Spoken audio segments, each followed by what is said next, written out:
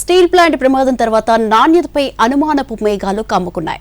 నాసిరకం రా మెటీరియల్స్ కొంపముంచాయనే ఆరోపణలతో వైజాగ్ స్టీల్లో ఏం జరుగుతోంది అనే చర్చ ట్రేడ్ వర్గాల్లో మొదలైంది.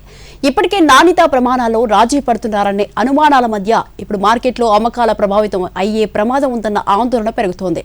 దేశ విదేశాల్లో ప్రైడ్ ఆఫ్ ఇండియాగా తలెత్తుకు తిరిగిన విశాఖ ఉక్కు గట్టెక్కేదేనా? యార్డుల్లో మూలుగుతున్న వేల టన్నుల ఇన్వెంటరీ దేనికి సంకేతం?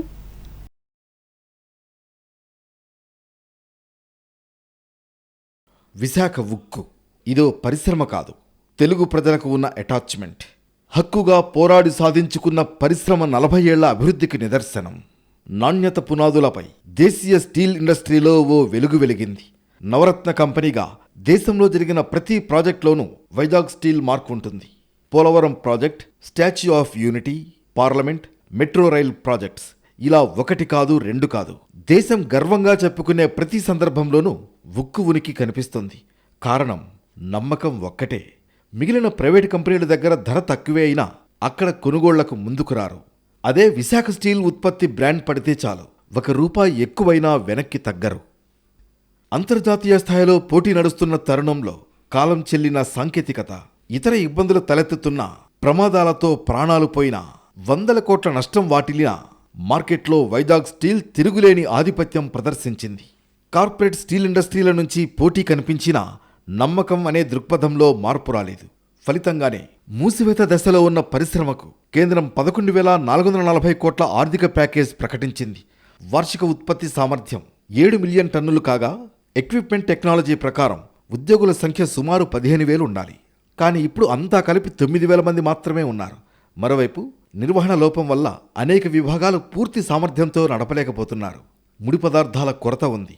ప్రైవేట్ కంపెనీలకు ఇబ్బడి ముబ్బడిగా ఐరన్ ఓర్, బొగ్గు, ఇతర గనులను కేటాయించిన కేంద్ర ప్రభుత్వం విశాఖ ఉక్కుకు అవసరమైన గనులను కేటాయించలేదనే అసంతృప్తి ఎక్కువైంది. ఈ నేపథ్యంలో జూన్ 8 ఘోర ప్రమాదంలో 9 మంది మృత్యువాత పడ్డారు. 6 వివిధ ఆసుపత్రుల్లో చికిత్స పొందుతున్నారు. స్టీల్ ప్లాంట్ ప్రతిష్టాపరంగా విశాఖపట్నం స్టీల్ ప్లాంట్ టర్న్అరౌండ్ అయినటువంటి కంపెనీని లాభాలు తీసుకొచ్చిన 7.3 మిలియన్ టన్స్ని నువ్వు నీ ప్యాకేజ్తోనే తప్పుడు చైర్మన్ని, డైరెక్టర్ని సెలెక్ట్ చేసి విశాఖపట్నం స్టీల్ ప్లాంట్కి అన్యాయం జరిగింది. ఈ అన్యాయాన్ని మీరు తప్పకుండా కూడాను జరిగిన ప్రమాదం మీద ఏదైతే లేబర్ సెక్రటరీ ఉన్నాడో పర్మనెంట్ స్టీల్ సెక్రటరీని సస్పెండ్ చేయాలి. ఒక్క విశాఖపట్నం స్టీల్ ప్లాంట్ మీద ఇటువంటి దాడి చేశారనమాట. అతని మీద చర్యలు తీసుకోవాలని చెప్పేసి మేము ఇవాళ డిమాండ్ చేస్తున్నాం. ఈ ప్రమాదం వెనుక నాసిరకం రా మెటీరియల్స్ లోపం అనే వాదనను కార్మిక సంఘాలు చర్చకు పెట్టాయి. వరుసగా జరుగుతున్న ప్రమాదాల నేపథ్యంలో స్టీల్ ప్లాంట్ బ్రాండింగ్ పైన అనుమానాలు ముసురుకుంటున్నాయి. వాస్తవానికి జర్మనీ, సోవియట్ రష్యాల భాగస్వామ్యంతో విశాఖ ఉక్కు ప్రారంభమైంది. ఆసియా ఖండంలోనే భారీ ప్రాజెక్ట్ ఇదే. సంస్థ ఉత్పత్తి చేసే ఉక్కు కోసం ఆర్డర్లు ఎక్కువగా ఉండేవి. 80% జపాన్, జర్మనీ, అమెరికా సంయుక్త రాష్ట్రాలు, దుబాయ్, సింగపూర్, ఆస్ట్రేలియా, దక్షిణ అమెరికా దేశాలకు ఎగుమతి జరుగుతోంది. దీంతో దేశీయ మార్కెట్లో ఉక్కు బలమైన శక్తిగా ఎదిగింది. ప్రైవేట్ పరిశ్రమల నుంచి పోటీ కారణంగా పూర్తిస్థాయి ఉత్పత్తి లక్ష్యంతో పనిచేస్తుండగా ప్రమాదం జరగడం అటు కార్మికులు, ఇటు యంత్రాంగాన్ని షాక్కు గురిచేసింది. అది కూడా నాణ్యత ప్రమాణాలు లేకుండా వాడుతున్న రా మెటీరియల్స్ కారణం అనే ఆరోపణలు బలంగా మార్కెట్లోకి వెళ్లాయి. దీంతో అమ్మకాలపైన ప్రభావం పడుతుందేమో అనే టెన్షన్ కనిపిస్తోంది. ఇప్పటికే 1000 టన్నులు బ్లూమ్స్ ఇన్వెంటరీ ఉండిపోయిందని, గతంలో ఇటువంటి పరిస్థితులు చూడలేదంటున్నారు కార్మిక సంఘం నేతలు. ఈవేళ 11 లక్షల టన్నుల ఇన్వెంటరీ బ్లూమ్స్ అయితే ఈవేళ యార్డ్లో పడి ఉన్నాయి. 11 లక్షల టన్నులు ఇన్వెంటరీ అనేది భారతదేశంలో ఇప్పటి వరకు ఏ స్టీల్ ప్లాంట్లోనూ కూడా ఇంత ఇన్వెంటరీ లేదు. మరి వీళ్ళు దీన్ని మేము బలోపేతం చేస్తున్నాం, దీన్ని ఉపయోగిస్తామని చెప్పిన పెద్ద మనుషులు అన్ని మిల్స్ కూడా మూసేశారు. ఉత్పత్తులు జరగట్లేదు.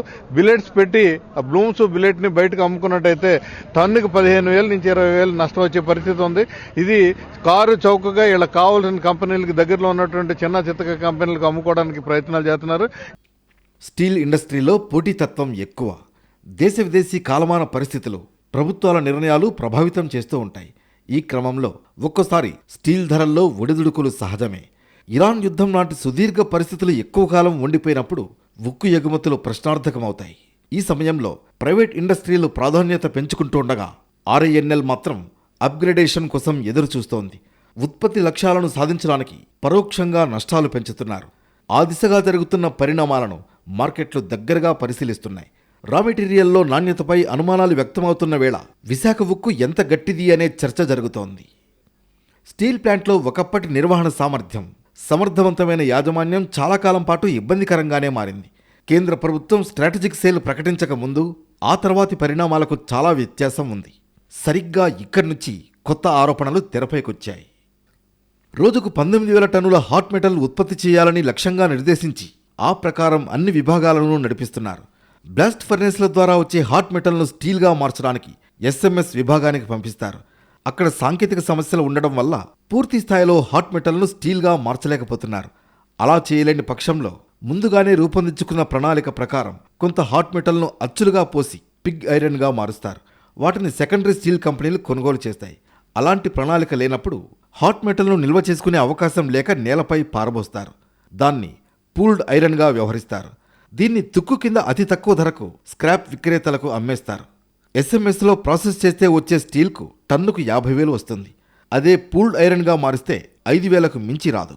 ఎస్ఎంఎస్ సామర్థ్యానికి తగినట్లుగా హాట్ మెటల్ ఉత్పత్తి చేసుకుంటే ఇలా వృధాగా పారబోయాల్సిన పరిస్థితి రాదని ఉద్యోగ వర్గాలు సూచిస్తున్నాయి. అయితే యాజమాన్యం మాత్రం అందుకు అంగీకరించడం లేదు. హాట్ మెటల్ తయారీకి టన్నుకు 40,000 వరకు ఖర్చవుతుండగా దాన్ని పూల్డ్ ఐరన్గా మార్చి తుక్కుగా 5,000కు విక్రయించడం వల్ల టన్నుకు 35,000 నష్టం వస్తోందని, ఆ విధంగా నష్టాలు పెరిగిపోతున్నాయని కార్మిక వర్గాలు ఆందోళన వ్యక్తం చేస్తున్నాయి.